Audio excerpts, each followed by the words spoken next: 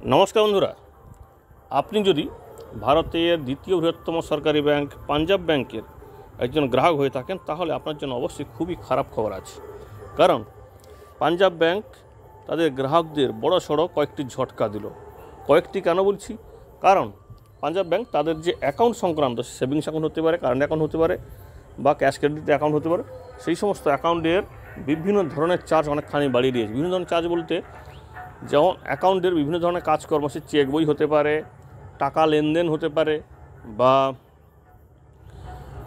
Locker ভাড়া হতে পারে, বা আরও যে বিভিন্ন ধরনের চার্জগুলো থাকে তার মধ্যে বেশ কয়েকটি চার্জ কিন্তু অনেকখানি বাড়িয়ে দিয়েছে এবং নতুন নিয়মও সেখানে কিছু ইনক্লুড করে দিয়েছে। এবং সেই সঙ্গে যেটা এতদিন প্রবীণ ব্যক্তিরা কিছু বিশেষ ছাড় পেত, সেই ছাড়টাও কিন্তু বন্ধ করে দিয়েছে।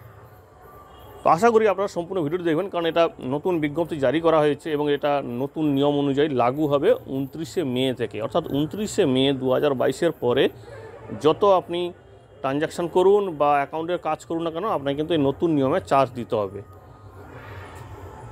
তো পাঞ্জাব ব্যাংকের কিছুদিন আগে কিন্তু ফিক্সড ডিপোজিটের সুদের হার অনেকখানি বাড়িয়েছে, সেটা নিয়ে আমরা ভিডিও করেছি, আপনারা অনেকেই দেখেছেন। তো যদি আপনি না দেখে থাকেন তাহলে অবশ্যই দেখে নিতে পারেন, আমাদের চ্যানেলেই দেওয়া আছে।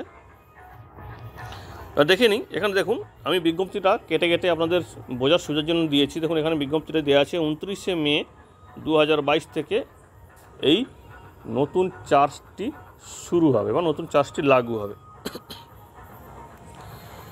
প্রথমত দেখুন চেক রিটার্ন, চেক বই আপনি বা অর্থাৎ চেক যদি আপনি কাউকে দিয়েছেন সেক্ষেত্রে চেক যদি রিটার্ন আসে, যেটাকে বলা হয় বাউন্স। তো এই চেক বাউন্স হলে কী কী আইনি সমস্যা পড়ছেন সেটা নিয়ে আমাদের ভিডিও আছে।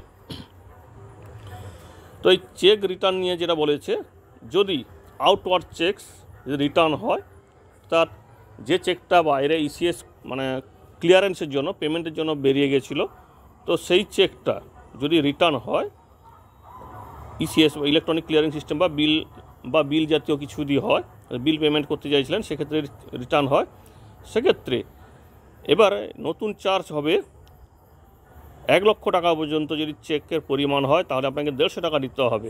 এতদিনও কিন্তু 150 টাকা ছিল, কিন্তু এবারেও সেই 150 টাকা রাখা হয়েছে। কিন্তু এতদিন 1 লক্ষ টাকার উপরে হলে 250 টাকা ছিল, সেটাকে ভেঙে দেওয়া হয়েছে। 1 লক্ষ টাকার উপরে কিন্তু 10 লক্ষ টাকা পর্যন্ত, সেক্ষেত্রে আপনাকে দিতে হবে 250 টাকা। আর 10 লক্ষ টাকার উপরে হলে আপনাকে দিতে হবে 500 টাকা। এতদিন যেটা ছিল, ধরুন 1 লক্ষ টাকার উপরে হলে কিন্তু 250 টাকা দিতে হতো, সে যত টাকা হোক না কেন, কিন্তু এবার থেকে 1 লক্ষ থেকে 10 লক্ষ টাকা আপনাকে 250 টাকা দিতে হবে, মানে হচ্ছে রিটার্ন হলে। আর সেই সঙ্গে 10 লাখের উপরে হলে আপনাকে 250 টাকা পার ইনস্টলমেন্ট প্রতিটা চেকের রিটার্নের জন্য কিন্তু আপনাকে দিতে হবে। একইভাবে আউট স্টেশনে যদি এইরকম কিছু হয়, অর্থাৎ বাইরে আপনার অ্যাকাউন্টের মানে ব্রাঞ্চের বাইরে যদি এরকম কিছু ইনওয়ার্ড বা আউটওয়ার্ড হয়, তাহলেও অর্থাৎ আপনার যদি চেক রিটার্ন আসে, তো সেক্ষেত্রে আপনার এতদিন চার্জ ছিল 1 লক্ষ টাকাতে 100 টাকা, সেটাকে বাড়িয়ে করা হয়েছে 150 টাকা। এবং সেই সঙ্গে বলা হয়েছে পার ইনস্টলের সঙ্গে পকেট এক্সপেন্সিভ, অর্থাৎ এই যে ধরুন তাদের যে আরও যে অন্যান্য খরচ থাকে সেই খরচটাও কিন্তু এর সঙ্গে ধরা হবে। আর 1 লক্ষ টাকার উপরে হলে এতদিন ছিল 200 টাকা, মানে আদার্স ব্রাঞ্চে হলে, অর্থাৎ নিজস্ব ব্রাঞ্চ ছাড়া বাইরে, কারণ এখানে বলেছে আউট স্টেশনে, তো সেক্ষেত্রে 1 লক্ষ টাকার উপরে 200 টাকা ছিল, কিন্তু এবার সেটাকে বাড়িয়ে করা হয়েছে 1 লক্ষ থেকে 10 লক্ষ টাকা 250 টাকা। আর 10 লক্ষ টাকার উপরে হলে 500 টাকা, এবং সেই সঙ্গে আর অন্যান্য যে খরচ আছে সেটা কিন্তু ধরা হবে। অর্থাৎ প্রতিটা চার্জ কিন্তু বেড়ে গেল চেকের সম্বন্ধে। এবারে আসি চেক বই ইস্যুয়েন্স। চেক বই যদি আপনি নতুন নিতে চান সেক্ষেত্রে কত হবে? যদি আপনি ডিজিটাল মোডে যদি অ্যাপ্লিকেশান করেন, অর্থাৎ নেট ব্যাঙ্কিং মোবাইল ব্যাঙ্কিংয়ের মাধ্যমে যদি আপনি অ্যাপ্লিকেশান করেন, যদি এখন ফোন ব্যাঙ্কিংয়ের মাধ্যমে অর্থাৎ ফোন কলের মাধ্যমে কথা কিন্তু বলা নেই, ফোন কলের মাধ্যমে এখন চেক মানে বুক করা যায় নাকি আমি এই মুহূর্তে বলতে পারছি না। আর ডিজিটাল মোড বলতে নেট ব্যাঙ্কিং মোবাইল ব্যাঙ্কিংয়ের মাধ্যমে আপনি যদি নতুন চেক বই রিকোয়েস্ট করেন সেক্ষেত্রে প্রতি পাতাতে 3 টাকা লাগবে। আর ব্রাঞ্চে গিয়ে আপনি যদি আবেদন করেন সেক্ষেত্রে 4 টাকা করে লাগবে পার পিস প্রতিটা চেকে। অর্থাৎ আপনি যদি 25টা চেক আবেদন করেন সেক্ষেত্রে ব্রাঞ্চে গেলে আপনার লাগবে 100 টাকা। আর নেট ব্যাঙ্কিংয়ের মাধ্যমে করলে আপনাকে 25 দিনে 75 টাকা দিতে হবে।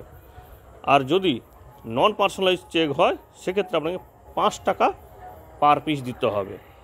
আর সেই সঙ্গে বছরে এতদিন যেখানটায় সেভিংস অ্যাকাউন্টের ক্ষেত্রে একটা চেক বই ফ্রি দেওয়া হতো, সেটা 25টা পাতার, সেটাকে কমিয়ে করা হয়েছে 20টা, অর্থাৎ 20টা পাতা আপনি ফ্রি পাবেন। 20টা পাতার পর থেকে কিন্তু ওই চার্জটা আপনার ক্ষেত্রে লাগু হবে। লেজার ফোলিও চার্জেস, যেটা maximum transaction savings account. Ledger ফোলিওটা সাধারণত, আমি জানি না এখন ব্যাঙ্কগুলিতে লেজার ফোলিও কেন রেখেছে। লেজার ফোলিও সাধারণত আগেকার দিনে হতো, যখন ডিজিটাল মোড আসেনি, হাতে লেখা যখন স্টেটমেন্টে দেওয়া হতো বা রেকর্ড রাখার, তখন কিন্তু এই চার্জটা নেওয়া হতো। তো এখনও রাখা হয়েছে, সেটা কেন রাখা হয়েছে সেটা আমি এই মুহূর্তে বলতেও পারবো না, আপনারা যদি কেউ জানেন অবশ্যই বলবেন। লেজার ফোলিও চার্জ সাধারণত 25টার বেশি হলে এই চার্জটা নেওয়া হয়। এছাড়াও আরও বিভিন্ন শর্ত থাকে, সেটা নিয়ে আমি অন্য একটা ভিডিওতে আলোচনা করব। তো সেই লেজার ফোলিও চার্জ এতদিন ছিল কি 40টার বেশি হলে পার পিস, মানে পার ট্রানজ্যাকশান এন্ট্রির ক্ষেত্রে লেজার ফোলিওতে আপনাকে 2 টাকা দিতে হতো। সেইটাকে এবার করে দিল 50টা ডেবিট ট্রানজ্যাকশান, শুধুমাত্র ডেবিট ট্রানজ্যাকশান। আপনার অ্যাকাউন্ট থেকে যদি কোনো টাকা কাটার যদি কিছু হয়, শুধুমাত্র সেই 50টা ট্রানজ্যাকশান কিন্তু জন্য আপনি ফ্রি পাবেন। তারপর থেকে কিন্তু আপনাকে 10 টাকা করে পার ট্রানজ্যাকশান দিতে হবে। এবং এর মধ্যে যেটা 50টা ফ্রি ট্রানজ্যাকশান, ডেবিট ট্রানজ্যাকশান বলেছে ফ্রি, তার মধ্যে যদি আপনি নেট ব্যাঙ্কিংয়ের মাধ্যমে বা সুইপ বা স্ট্যান্ডিং ইনস্ট্রাকশনের মাধ্যমে করেন, সেটা কিন্তু বাদ যাবে। অর্থাৎ লেজার ফোলিওতেও কিন্তু চার্জ বাড়ানো হলো। 50টা ফ্রি ঠিক আছে, কিন্তু তারপর থেকে কিন্তু 10 টাকা করে পার ট্রানজ্যাকশান, যেটা এতদিন ছিল 2 টাকা। এবার দেখে নিই লকার রেন্ট, লকার ভাড়া যদি আপনি দিতে দেরি করেন, অর্থাৎ এরিয়ার বাকি থেকে যায়, সেক্ষেত্রে এতদিন 1 বছর পর্যন্ত অপেক্ষা করলে, 1 বছর পর্যন্ত আপনার রেট মানে অপেক্ষা করলে, মানে বকেয়া থাকলে, সেক্ষেত্রে আপনাকে দিতে হবে 25%। আপনার যদি রেট, অ্যানুয়াল রেটটা যদি অ্যানুয়াল ভাড়াটা যদি লকারে 1000 টাকা হয়, তাহলে আপনাকে 250 টাকা জরিমানা দিতে হবে। এবং সেই সঙ্গে যদি আপনি 1 বছর থেকে 3 বছর পর্যন্ত দেরি করেন, সেক্ষেত্রে আপনাকে 50% চার্জ জরিমানা দিতে হবে অ্যানুয়াল রেন্টের উপর। অর্থাৎ আপনার যদি বছরে 1000 টাকা মানে লকার ভাড়া হয়, সেক্ষেত্রে আপনাকে 500 টাকা জরিমানা দিতে হবে। আর যদি 3 বছরের বেশি আপনি দেরি করেন লকার ভাড়া দিতে, তাহলে সেক্ষেত্রে আপনাকে আপনার লকারটা ভেঙে তারা ওপেন করে নেবে, তারা জিনিসপত্র আপনার বের করে নেবে। তো হ্যাঁ, তার জন্য একটা নির্দিষ্ট প্রসেস আছে, যেটা নিয়ে আমাদের ভিডিও আছে, যে লকারের নতুন নিয়ম। যাই হোক, এটা হচ্ছে নতুন লকার যে জরিমানা, অর্থাৎ লকার ভাড়া আপনি না দিলে যে জরিমানাটা। আর যদি অ্যাডভান্স দেন, সেক্ষেত্রে কোনো ডিসকাউন্ট আছে। এতদিন ছিল ডিসকাউন্ট ছিল, 5 বছরের যদি আপনি লকার ভাড়া অ্যাডভান্স দেন, সেক্ষেত্রে আপনাকে 20% ডিসকাউন্ট দেওয়া হতো। কিন্তু এবার নতুন নিয়মে কোনো ছাড় নেই, কোনো ডিসকাউন্ট আপনি পাবেন না। অর্থাৎ এখানেও কিন্তু গ্রাহকদের লস হচ্ছে। এবারে incentive payment advance locker rent for 5 years. অর্থাৎ আপনি যদি অ্যাডভান্স 5 বছরের জন্য লকার ভাড়া দেন, সেক্ষেত্রে কিছু ইনসেন্টিভ আছে নাকি, বা কিছু যেটাকে বলে উৎসাহমূলক কিছু ছাড় আছে নাকি। সেক্ষেত্রে যেটা দিয়েছে দেখুন, এখানে নতুন যেটা প্রপোজড করেছে এরা রেন্ট, অর্থাৎ লকার রেন্ট, সেক্ষেত্রে স্মল হলে আপনি যদি 5 বছরের জন্য দেন, তাহলে আপনাকে দিতে হবে, এই দেখুন, for a period of 5 years is deposited by locker holders rural, অর্থাৎ গ্রামীণ বা মানে আধা শহর হলে, সেক্ষেত্রে 5625 টাকা দিতে হবে স্মল, যেগুলো ছোটো। আর যেটা শহর বা মেট্রো শহর, সেটাতে 9000 টাকা দিতে হবে। মিডিয়াম হলে 11250 টাকা দিতে হবে। আর আরবান হলে 15750 দিতে হবে। আর বড় হলে, বড় সাইজের আপনি লকার নিতে চান, সেক্ষেত্রে আপনাকে দিতে হবে 13500 টাকা।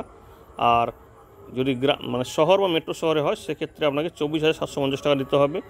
আর ভেরি লার্জ হলে, সেক্ষেত্রে 7000 টাকা।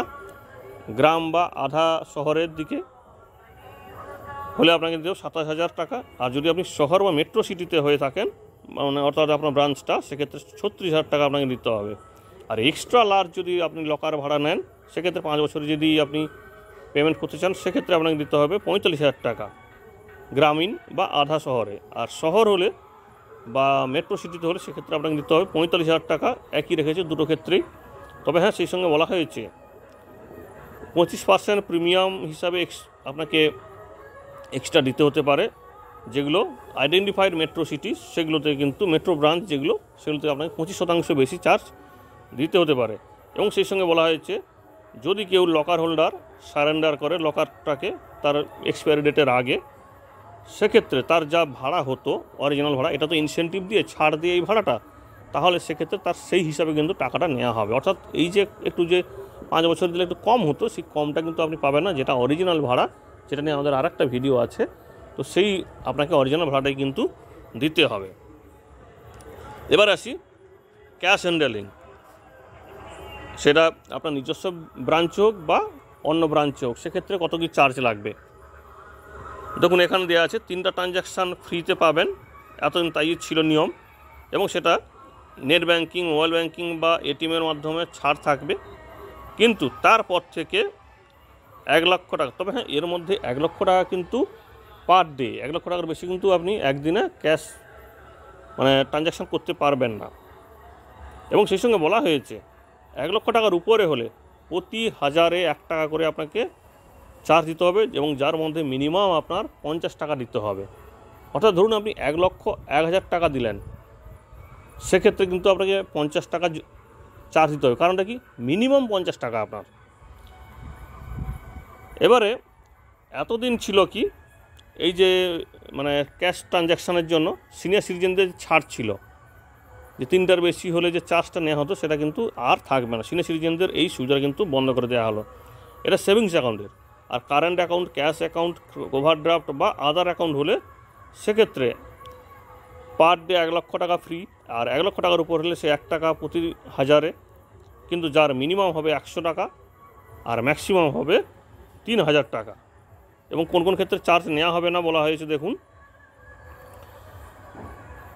যে no charges shall be levied on deposit cash in loan account, loan অ্যাকাউন্টে জমা দেওয়ার ক্ষেত্রে, এবং যার মধ্যে থেকে বাদ যাবে ক্যাশ ক্রেডিট এবং overdraft account, KCC account, RD account, term loan, demand loan account, এবং বিভিন্ন ধরনের যে স্পন্সর্ড পিএনবি ব্যাংকের দ্বারা স্পন্সর করা হয় অ্যাকাউন্ট, এনপিএ, সেই সমস্ত অ্যাকাউন্ট, সেই সমস্ত ক্ষেত্রে কিন্তু এই লিমিটটা অ্যাপ্লিকেবল হবে না।